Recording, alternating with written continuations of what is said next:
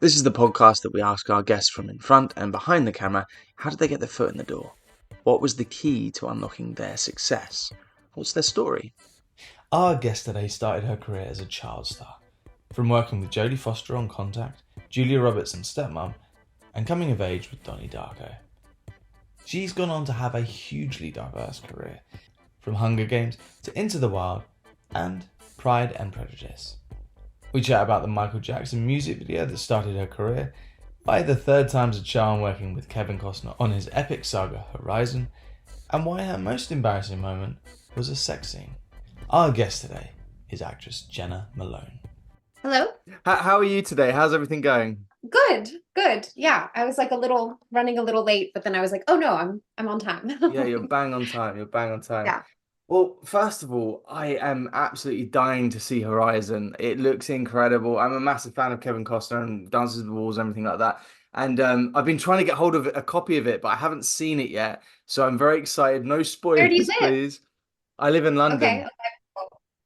So Okay. Yeah. I don't know if there's any screenings being set up there, but I can check with, yeah, well, no, people I or did contact the powers that be, but they said that they invited me to a screening in LA and a screening in New York, and I was like, I'm in London. yeah, those are the next screenings. Yeah. Yeah, so unfortunately, at the moment there are no screenings in London, but I will see it as soon as I'm allowed to.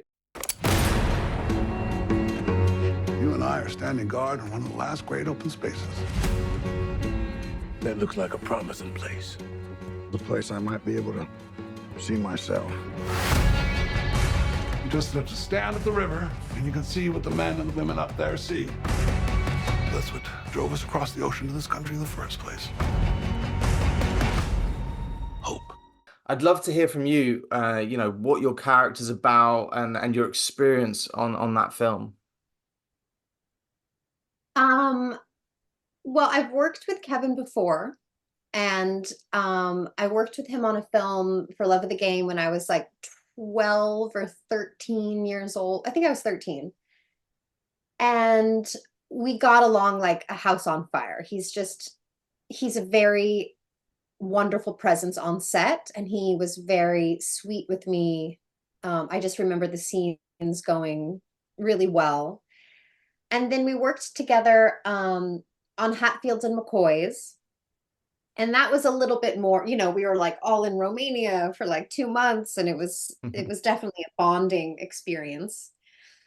Um, so I feel like we both kind of had respect for each other, and he, and liked working together as actors. And so he called me and was like, I've been writing this script, I'm directing it, and I wrote a part that I see you as, and could you read it? And I was like, oh yeah, of course. Like, it's funny. I had this hunch when I was working with him as an actor that just because I had seen his work as a director, Mm, and I could just see his energy on set, that I was like, I feel like I won't really get the full Kevin until I work with him as a director, mm, because there mm, was something that was a little bit more bridled, you know, mm. or tethered, when he was an actor. And so yeah, I was really excited.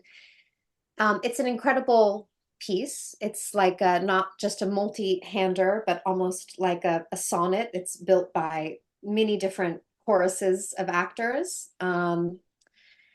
And I play Ellen Harvey, and she's a woman who's, was probably not unique in that time of being in the West of the Americas. But her story has not had the opportunity to be voiced and told, um, because of the way modern history has sort of wrote itself. Mm. Um, but yeah, she's kind of an outlaw. She's a female outlaw. She's on the run. Straight away, that must be, when you read a script and you're like, Outlaw. Sounds like it's going to be pretty fun. Kevin Costner's directing it. Yeah. I I mean, I mean, can't yeah, help it. sold. Like, a baby and a shotgun, it's like, sign me up, it's like I'm there. Yeah. And this obviously, Kevin Costner is, we all know and love him for his roles, and Dance with the Wolves obviously he directed. He's done a few films since then, but if I'm right, he hasn't directed any a feature film since 2003. So it's amazing for him to For Open come Range. back. Yeah, Open Range. Yeah, yeah. Um, It was and 2000. It's funny, I thought it was 2008. Was it 2003? I think well, I have a really strange memory for dates. I think I'm right. I think I'm right. Maybe I'll check it. But Yeah, we'll check it. I think it's early 2000s. I remember it coming out. But it's amazing that he's now back quite literally in the saddle doing this and making a return. And as you say there, you've worked with him several times. What was the dynamic, the difference with him as a director and he's obviously in it as well, but he's there on set as the kind of, the boss almost. What was that dynamic like? I mean, I don't he's one of the greatest like living movie. I feel like there's such a presence to him that it was real just again, it was just so nice to see him unshackled, like I think that there's sometimes passion, it's such a beautiful energy. It can translate so differently in every person. And I feel like for him, his passion is very childish, like childlike, full of wonder and experimentation. And it's so refreshing to see that energy in like an elder masculine body, like he's embodying a very childlike wonder, but still like, not it's not all toddler time. It's just it's a very appreciative and respectful and collaborative and curious space. So I think it's, I mean, I think anyone, I feel like there should be film, people should be doing behind the scenes so that students can just watch him direct because it's a very contagious, freeing, and humbling experience because Mm, he's not, I find I find that people when they have such a long-standing space in any industry, mm, they tend to kind of walk into a room and suck up all the energy, because in some ways they deserve to. I don't know, whatever, if you adhere to that. But he doesn't, mm. it's a really simple, fun, he's like acting out all of the parts. You can just see his like true love of the work and the characters, and his love becomes your love. And then, Mm. because he's lived in, he wrote this after Dances with Wolves. So he's been Wow. working on this project for so long in his mind. So it was nice. I felt like he was like this childlike encyclopedia of all of the Mm, characters, and you can just mm, be like, tell me about this scene. And then he'll like act it out and do the staging, mm. like each character. And yeah, I found it really fascinating. Well, he's one of the only last sort of Hollywood movie stars. You know what I mean? And he's still, as you say, he's had that longevity, such a long career. He really is like a living icon. It's kind of mad. But in terms of longevity, your career, you've been doing this a long time. I don't want to age you, but you've been doing it since you were a kid, Okay. and you've done so many amazing projects, and the diversity is insane. I'm very intrigued to hear like how that all began. Where did that love of performing, acting, where did that come from as a child? Well, thank you. Thank you. I don't think it ages anyone. I think it's cool to have done something for Yeah. 30 years, like it feels really mind-boggling. Mm-mm. Um, I was I was raised in a very untraditional way, which has benefits and it has detriments. And I think that one of the benefits to being raised, really poor and kind of in an unstable environment, though my family was a very stable environment. It was just, we moved around a lot, didn't have a lot of money.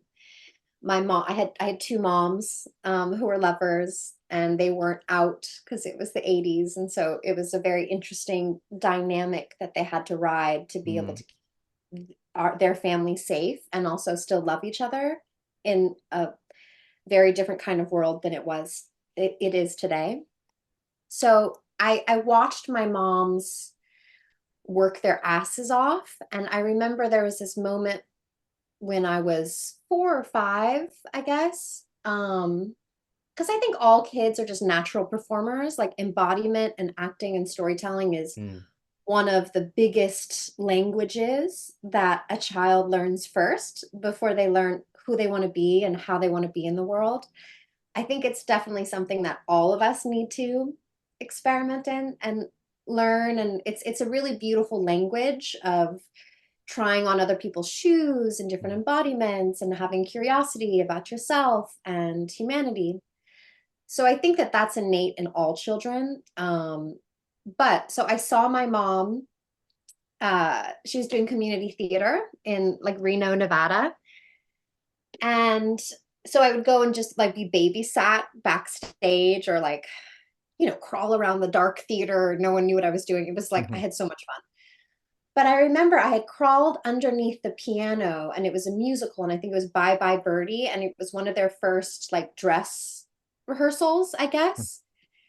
And my mom walked out on stage in this beautiful red dress and this lip, like she didn't look like my mom anymore, because I was so used to seeing she was like a cleaner and like a thing and she was always working and I mean, I thought she was beautiful, but I never saw her transform herself in this way.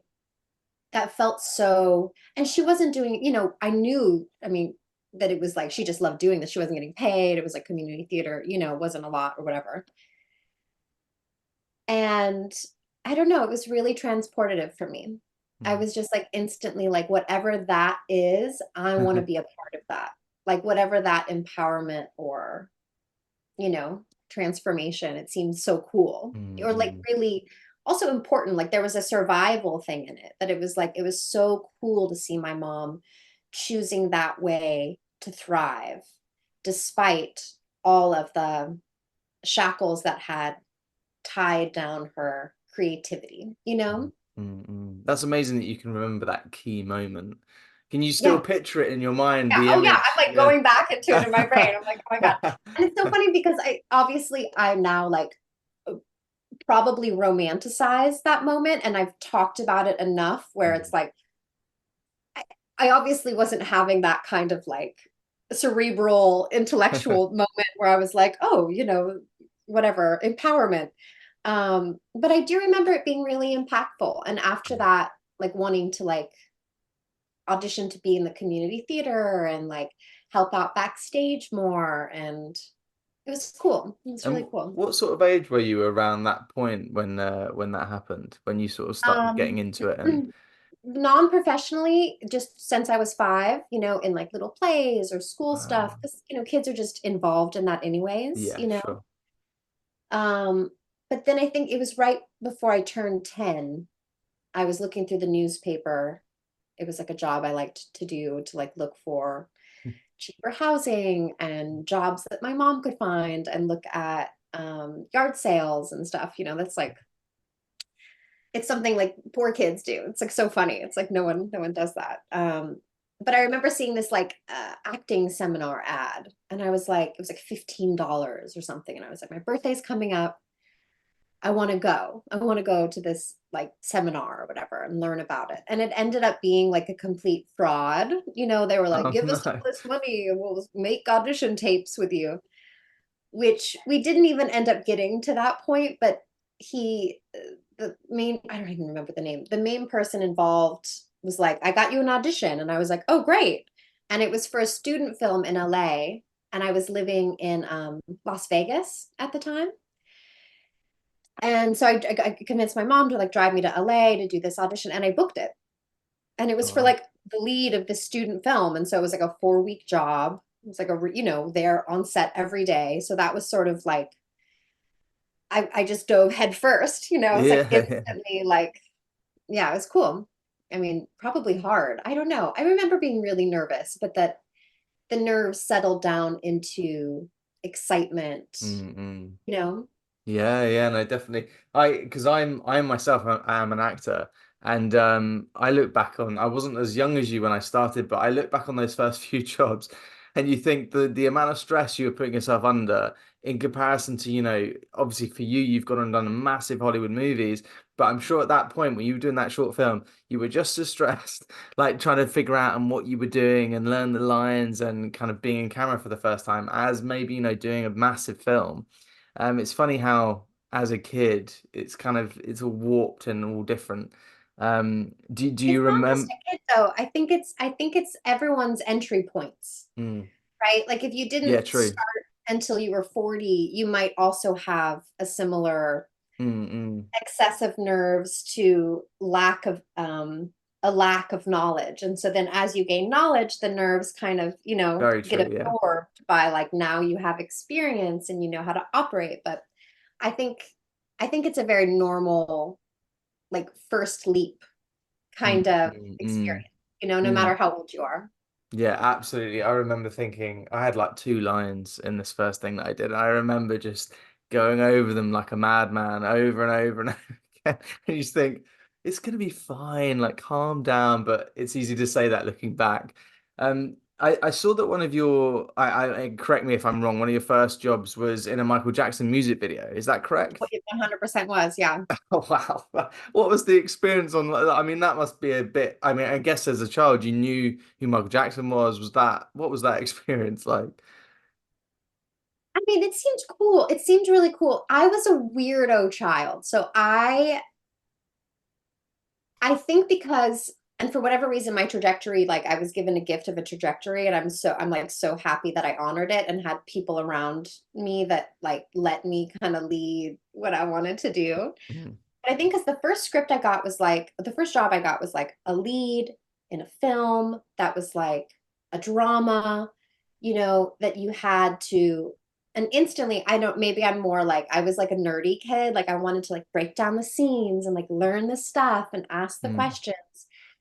That then when I started receiving like going on commercial auditions and mm, like music video auditions, I didn't love it. It just didn't feel like what I was supposed to be doing, mm, even though, I did like a good humor commercial and like a Mars bar commercial, like for mm. Japan, like I remember, and everyone's so excited, like, oh, you booked an audition, you booked the Michael Jackson video. I mean, and that was different because I was like, oh, wow, this is cool. But there was still like on set, I remember being so just left feeling hungry, Mm, mm, like I mm, didn't get to do enough. Like I caught a baseball. If anything, what the Michael Jackson thing that I thought was cool was that it was one of the biggest productions. So there was a mm, lot of, it was maybe the first time I was on a film set that had a lot of money. mm. And so which meant it had a lot of equipment. And so there was all these crazy green screens and like cranes and just the way it all came together. I was like, this is cool. I want to get into more this stuff, but I Mm, felt like mm, I worked one day. And mm, so it wasn't, yeah, it left me like hungry. mm. That's the mad thing, though. If you think that, that must have been the mid 90s and you did one day on it, but it's something that people can still watch to this day. And I think that's what's so magic about film or TV or anything like that. It is forever. People can watch things you've done from years ago and watch it today. There's something magical about that for sure. Do you remember the job that you thought, right, well, actually, I'm in the right place. This is where I'm loving this, and this is the place I should be. Was there a kind of, a shift, a moment? Um, I mean, I knew it from that first job. I had a female director. It was Camille Landau, who's Martin Landau's daughter, who was going to USC at the time. And it was funded by this Japanese pen company. So we had one of the first like digital cameras. Mm, And so there was just all, I don't know, I just felt like it was a really, everything about it, I was like, I love this. I love working with women. I love doing drama. I love exploring characters. I love when it's sad. I love the truth stuff. I love making people feel things. Um, I think I think it was the first role that I won that I had to work for, like I mm, auditioned for this first film, but I didn't really know what auditioning was or how many people, I had no idea like the stakes. mm, mm, mm, And so when I auditioned for Bastard out of Carolina, it was like there was a lot of people and there was like big actors involved and, you know, it felt like I got, I was like I had to work at those auditions, and yeah, that felt like different. Like that now I was like getting better at like kind of seeking out the kind of material that I wanted and also getting to do it, you know? Now for a quick break. We'll be back to the episode shortly. Check out the Patreon at patreon.com/lifeandfilm, where you'll get episodes early and uncut, amongst other treats. And don't forget to follow us on Spotify and Apple Podcasts. If you enjoy this episode, please leave us a positive rating. Add us on Instagram, Twitter, TikTok at Life and Film Pod, and find our video episodes on YouTube by searching Elliot James Langridge Life and Film. Essentially, please like and subscribe everything. It makes a huge difference. Thank you. This podcast is sponsored by Betterhelp. Do you work in the film industry? Are you freelance? Or perhaps you have a 9 to 5? No matter what you do, mental health affects us all. I struggled early on in my career with the uncertainty of if and when I would ever work again, struggling to pay my bills, or simply with anxiety. Don't know about you, but being an actor, it's very important for me to maintain structure in the downtimes, and I found not only exercise, but talking to someone, for me, was a game changer. And so Life in Film has partnered with Betterhelp to provide you with access to the largest online therapy service in the world. And it can all be done from the comfort of your own home, from a phone, tablet or laptop. No commute, cutting down travel costs, and most importantly, it's affordable. With over 1,000 therapists in the UK, Betterhelp can provide access to mental health professionals with a wide variety of expertise in mental health. If you need someone to talk to and you're thinking of giving therapy a go, Betterhelp is a great option. And being a listener of the podcast, you get 10% off. That's 10% off your first month at betterhelp.com/lifeandfilm. That's betterhelp.com/lifeandfilm. And back to the show. If you look back to that time where you were starting out and it was all new and you were getting your agent and all those things, does it seem crazy that, you've had the Insane. career you've Absolutely had? insane. All of it. I was dumpster diving like 2 years prior to like working with like Julia Roberts and you know what I mean? Like in no way could someone have guessed my trajectory on this planet if you look at the first like 9 years of my life, you know? Like it was That's definitely, amazing though. yeah. It's That is not. amazing. Yeah, I mean, even now, today, I feel like I was able to navigate it, and the gift of what I was given, and then the gift of getting to navigate it the way that I wanted. Like I got to build a career that really felt meaningful to me. Mm. And even that, no matter where I came from, is still a feat, I think, that you sort of get to do the work that you really love, and that you're not always just fighting to get the work that you love, and kind of settling on the stuff that you may not fully love, because that's also a path, like it's so challenging for an actor, 100%, 100%. And yeah, we have a lot of actors that listen to this show. So, sometimes we have guests on that, like, yeah, I got my first Hollywood role and it was my first audition, all this stuff. And that, I mean, that's an amazing thing. But it's the struggle and the in-between times I think people can relate to, and it's I mean, it can be so tricky. Did you feel like, did you have a moment where was that a struggle when you suddenly got a success, doing a big film like Contact or Stepmom, films like that, where you were pretty young doing those films, and that must have been quite mind-blowing. Was that tricky in any way? I think it's all tricky. I think the gift of starting at a young age was that I was not as interested or self-aware enough to know the importance in the world. I really had, as kids do, like they're just, it was easier for me to kind of keep my nose down and do the work and see that it was cool and amazing, but also like I had a plan, Um, but no, I mean, what you're talking about how actors potentially come on to the show, I mean, and it's not just this show, the social narrative of like what you're allowed to talk about in regards to being an actor is so fucking minute. The challenges, the irregularities, the inabilities to have support in those things, the way that it never gets easy, even though from Never. a different perspective, it Yeah. feels like someone has more ease than you.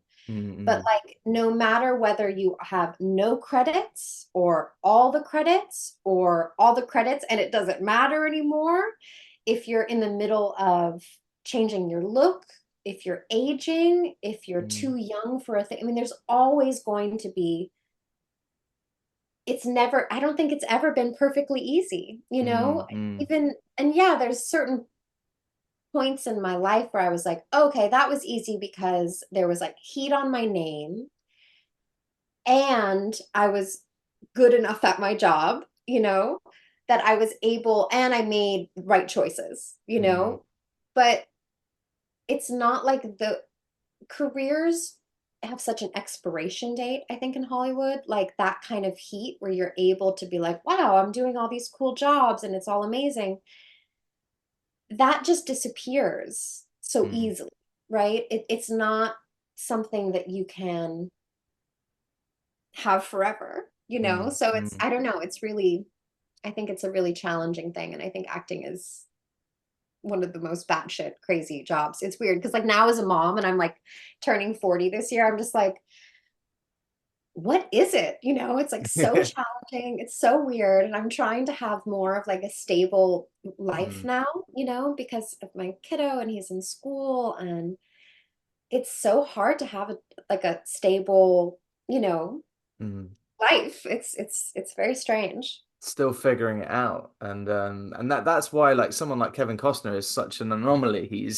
He has had longevity, and it's kind of that's you see so many actors come and go, and but then you'll look up their IMDb and you'll think, oh, that person's disappeared, and then you'll see they've been working, but maybe something hasn't hit, or it's so difficult. It's such a tricky business. Um, but I want to applaud you for I've seen you in so many films, and it sometimes it's taken me a while to realize it's you. I'm like, hang on a minute. I mean, for instance, I'll give you an example. Say Donnie Darko is obviously it's a massive cult classic now, but then watching films like I've forgotten the name of it, the one with Keira Knightley set in England. You do an Oh yeah, English Pride and Prejudice. Pride and Prejudice. I don't know how I could forget the name of that film. Oh no, it's okay. I forget Pride things and all. Prejudice compared to Donnie Darko. I I was like looking at the cast on IMDb and I was like, wait a minute, hang on, what? And I realized it was you. And that just blows my mind, the diversity of the roles you've played. And it doesn't go unnoticed. I mean, a film like that, Pride and Prejudice, in this country, if you have someone that isn't English in a film like that, normally it sticks out like a sore thumb. And I Yeah. watched that whole film, I had no idea. And then I was looking up afterwards, and it was like, oh my God, blew my mind. But finding roles like that and kind of being able to convince casting directors that you can pull something off like that, is that tricky? I mean, you seem to have Yeah, done it again and again with so many different roles. it's totally Yeah. tricky. I appreciate that. Yeah. I think that, unfortunately, I think when you're starting out, you really have to pick a path of like, am I going to be, am I going the movie star route? Like, am I going to play myself in different variations and kind of Mm, play around with that?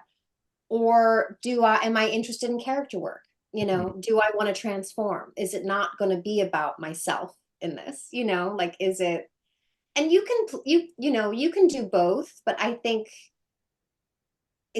I found it more of a challenge to want to have both options open as a woman or just mm, as like a girl growing up in the industry because I feel like I didn't know any like young character actor girls, like I don't mm, know, like I just wasn't, it felt like kind of not what was cool or not what people should want. And mm, so I had, and not in a bad way, most of the teams or people around me was very much like, movie star. Like, come on, Jenna. Like, let's chase that. These are the mm, roles that equate that, right? You have to do one for them, one for you. This is how it's been done for centuries or like whatever.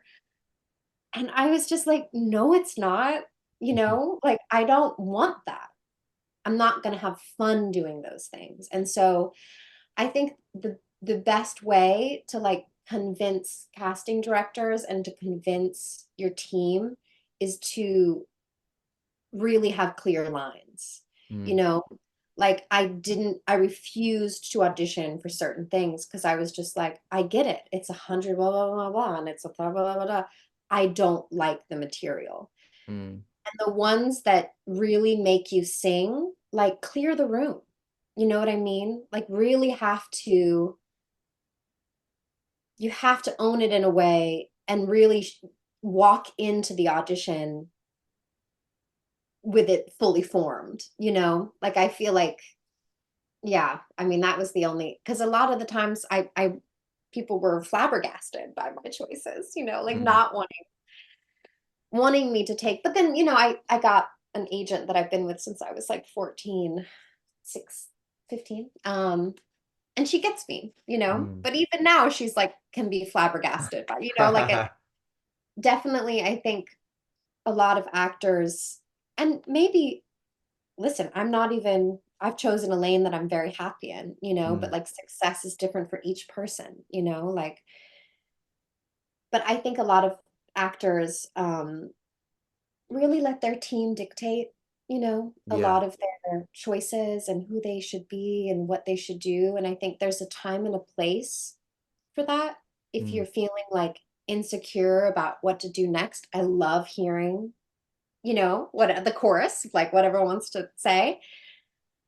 But you really have to have a clear idea.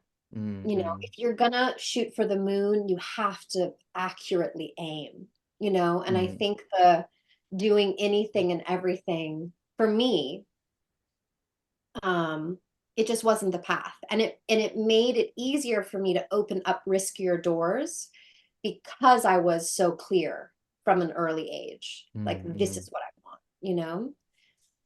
No, definitely. I feel like looking because obviously I've just been aware of your career since I was a kid, but then going through your IMDb and going through each jobs and seeing how many choices you've made there, and it really does look deliberate. It looks like you've wanted to try different things and all different genres, different characters. I'm very envious of your career. It's an amazing list of projects.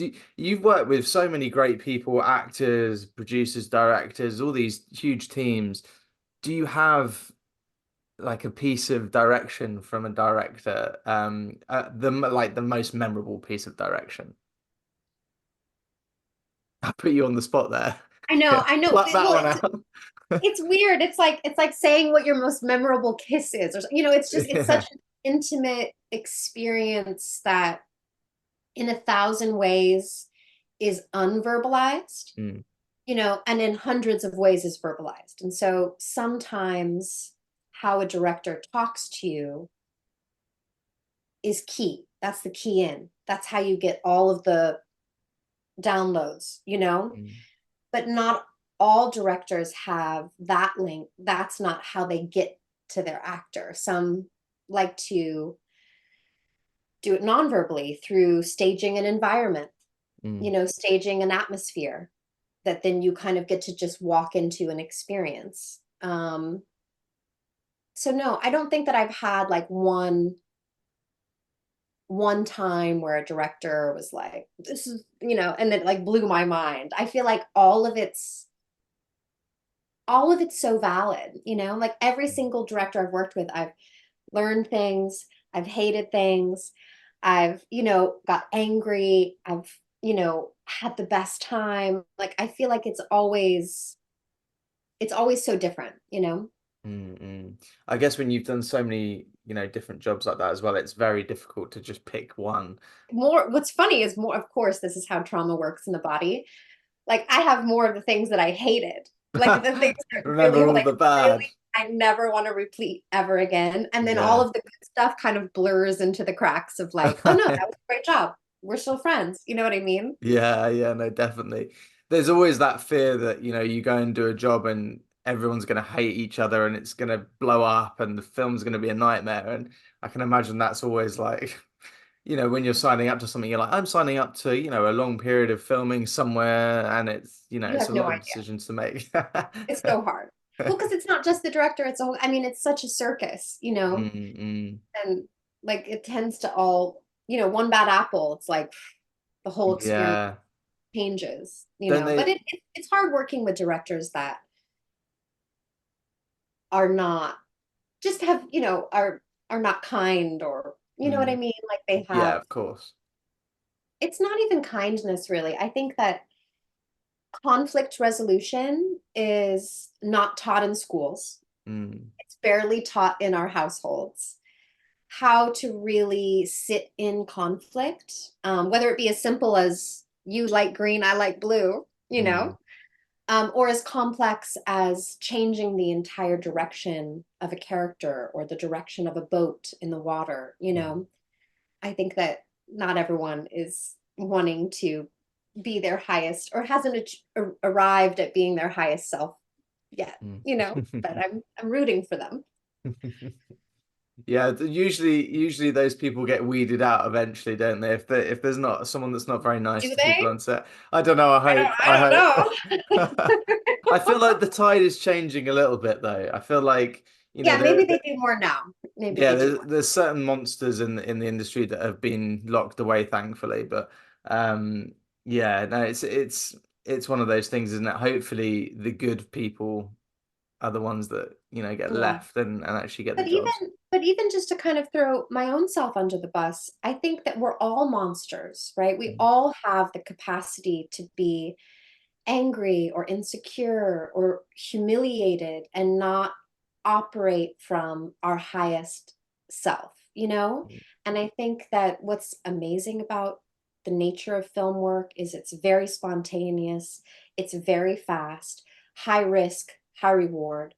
So, I've even been on sets where I was like, oh my God, like I just had a meltdown on set, like, or felt so insecure that I was unable to verbalize mm, my needs in a way that then it like traumatized me later. You know what I mean? Like I don't think that anyone's perfect, because it is a really hard thing to do. And particularly if they're like intense films, mm, everyone's carrying kind of lots of energy. So I don't think it's always just like bad directors or bad actors. I think in those spaces of exploring vulnerability, don't be afraid to be your worst self too. mm, It's okay to make those kind of choices on set, or not even choice, but like to have those things happen, because you have to learn from those things. You'll learn mm, more from making an ass of yourself on set than you will being polite and perfect. You know what I mm, mean? mm, Like mm, there has to be some room for us to be a little sloppy, mm, as long as I it's not like violent and you're like killing people, right? Yeah, as long as that's too much. But Yeah. that's a great piece of advice though. Do you have advice for, actors coming into the industry now, and Oh my any sort of tidbit that you would God, no. give? No, I wouldn't That's fine. dare. I mean, I probably have good advice for people if they want to time travel back in time to like the times that I knew. We're in such a weird space. I don't Mm, know.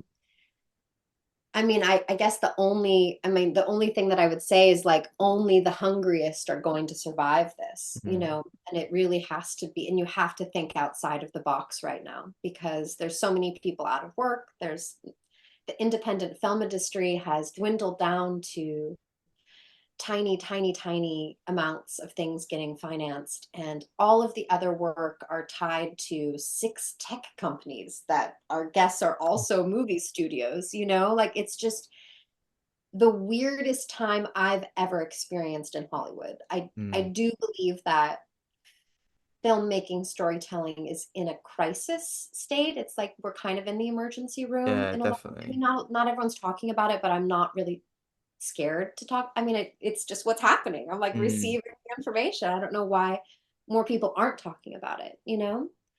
yeah, definitely. Um, so I think it's a hard time. I think if I wanted to enter acting right now, I would be like, find other ways to make money the most important work that you're going to do, you're not going to get paid for. Dive into the life experience, knowing very well the path that you want to take in your mind, Mm.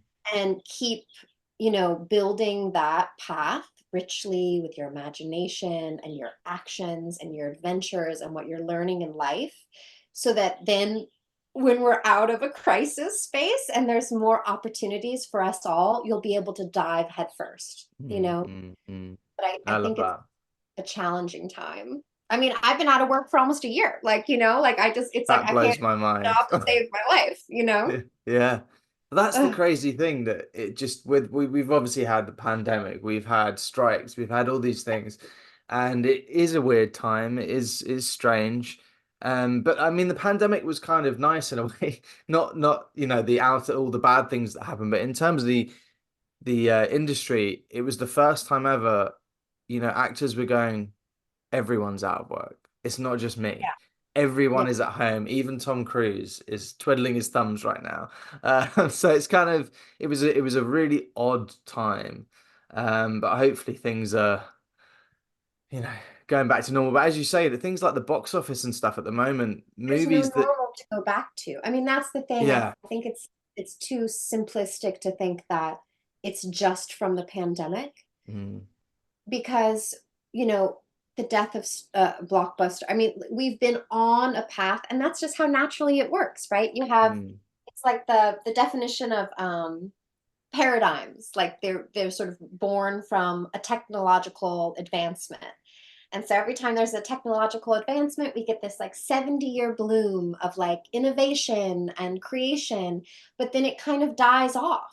mm, It goes into a downswing, so that the next birth of the technical innovation can be born. mm. And so I think we're in a downswing. I mean, I think it has to sort of, it can't go back to normal because it's wanting to become something else. Mm. Because I don't know if the way it's functioning now is like a real what we would want for our kids. You know what I mean? Like, Mm, you know, mm, if like my kid was going to be an actor, it's like, no, I think I would want to structure things a little differently, you know, like, mm, mm. but I guess, I mean, so I've been reading a lot because I was like, God, I don't know that much about like, I was an actor in the 90s, but I was like a fucking kid. So I don't really, you Mm, know, I mm. didn't know the politics and what was actually going on.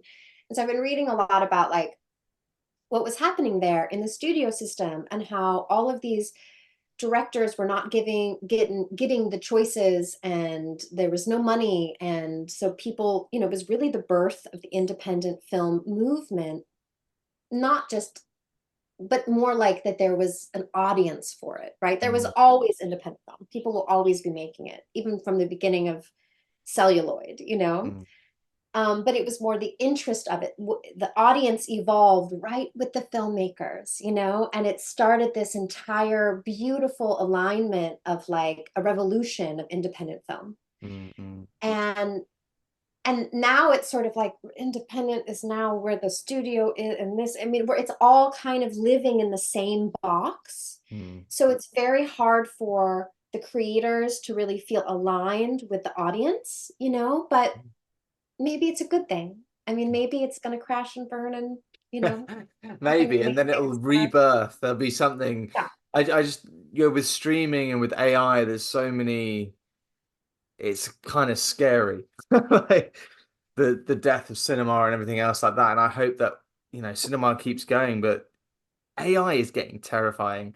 Um, obviously all the strikes were kind of about that, and actors being replaced by AI, and it's just that whole thing is just mad. So we'll see what happens. We'll be able to, you can come back on in 10 years' time and we can discuss what's going on then and how much things have changed, but hopefully for the positive.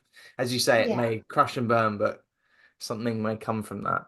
Um, but to wrap up, hopefully on a more I know. positive. More positive note. I'm like, oh, it's all going to crash and burn and die, and don't become an actor. Like, Don't do so fun talking. it. Most embarrassing moments, yeah.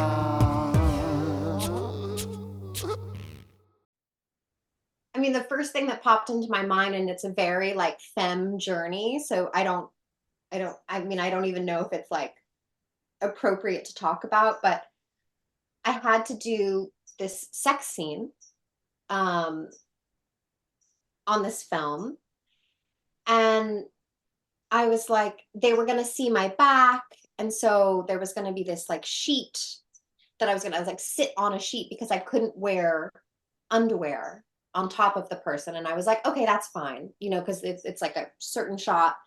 They showed it to me with someone else, and I was like, it looks beautiful. Let's do that. But but I had my period, and so I was like, oh, is this gonna be? And so like I don't know, I had a tam. And I remember talking like having to like talk to the actor and be like, Oh so no. I have a tampon, but I'm like, this is where I'm up. Like if something happened, it's just like I've never had to have that conversation with I don't know. It just With feels like any so other weird. human. This is like part of my job, you know, that I have to like explain parts of my Yeah, body. yeah. I don't know. I wish I had had an intimacy coordinator at that That on the. I feel that's like so yeah, it's just really bad timing and yeah, you're just like, okay, this is my worst life. case scenario. Oh, Yeah. oh I mean, no. there was other embarrassing things, but they're more like sad and Just sad. No, let's finish. I think the tampon story is a good way to finish. okay, good. Yeah. I I feel think like that's a that's good a that's a universal conundrum. Yeah. yeah. And also just before you go, I want to I mean you probably hear it all the time because it's it's a film that people love. But Donnie Darko, I'm gonna be honest, I only saw it for the first time a month ago. And it Oh wasn't even wow. and No, yeah, but I that's so know cool. this is mad, right? Um Not and mad. I mean, that's what's so cool about film is that it has an eternal shelf life. You can watch exactly. it whenever you want. Exactly. And it was a movie that I'd always wanted to see, and I just never got round to it. And I thought, I'm watching it. And a couple of my mates came over. They'd already seen it. They're like, how have you not seen Donnie Darko?